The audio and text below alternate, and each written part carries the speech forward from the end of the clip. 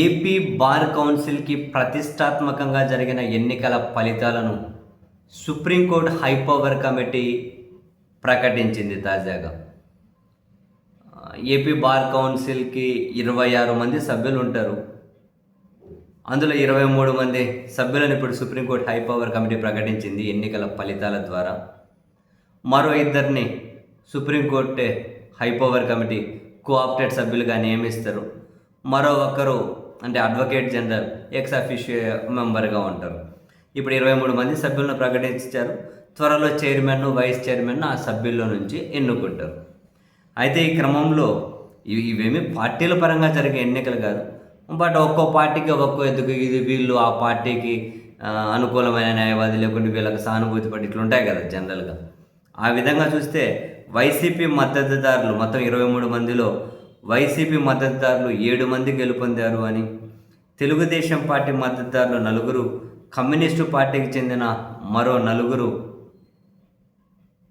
BJP మద్దతుదారులు 1, జనసేనకు మద్దతు ఇచ్చే 2, ఆ 5 జనరల్గా ఏ పార్టీల వైపు లేకుండా ఉన్నవాళ్ళు ఎన్నికయ్యారు అని చెప్పి అయితే వార్తలు వెలువడుతూ ఉన్నాయి. బట్ హైలైట్ ఏంటి అని అంటే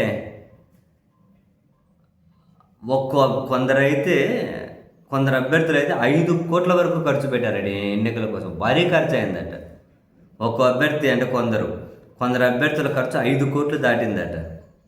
5 కోట్లు దాటిందట. ప్రత్యక్షంగా ఈ పార్టీ వాళ్ళు బరిలో నిలిచారని చెప్పరు. బట్ పరోక్షంగా అందరికీ అర్థమవుతుంది వీళ్ళు వైసీపీ వీళ్ళంటే అందరికీ తెలుసు. ఆ విధంగానే వైసీపీ అభ్యర్థులు ఏకంగా 7 మంది ఎన్నికయ్యారు అని చెప్పి అంటూ ఉన్నారు. ఇక దీనికి చైర్మన్గా, వైస్ చైర్మన్గా వాళ్ళందరూ కలుసుకొని ఎవరిని ఎన్నిక చేస్తారా అన్నది చూడాలి. వాస్తవానికి 5 మంది మహిళలు ఎన్నికయ్యారు. ఏంటబ్బా అని చూస్తే మహిళా రిజర్వేషన్ అనేది అమలు చేశారట ఈ ఎన్నికల్లో. మహిళా రిజర్వేషన్ అమలు చేశారట. సో 5 మంది 23 మందిలో మహిళలకు ఎన్నికయ్యారు. అండ్ మరో 2 మహిళలను కోఆప్షన్ కింద హైపవర్ కమిటీ ఎంపిక చేస్తుందట. వాళ్ళని ఇద్దరిని మహిళలనే ఎంపిక చేస్తుందట.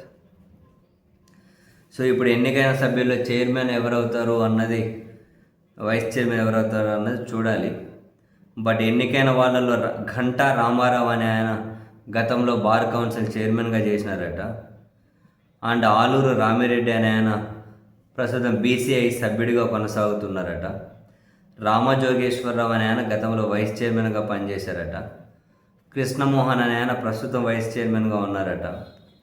అండ్ ప్రస్తుతం చైర్మన్గా ఉండే నల్లారి ద్వారకనాథ రెడ్డి కుమారుడు సుమంత్ తొలిసారి ఎన్నికల బరిలో నిలిచి విజయం సాధించారట.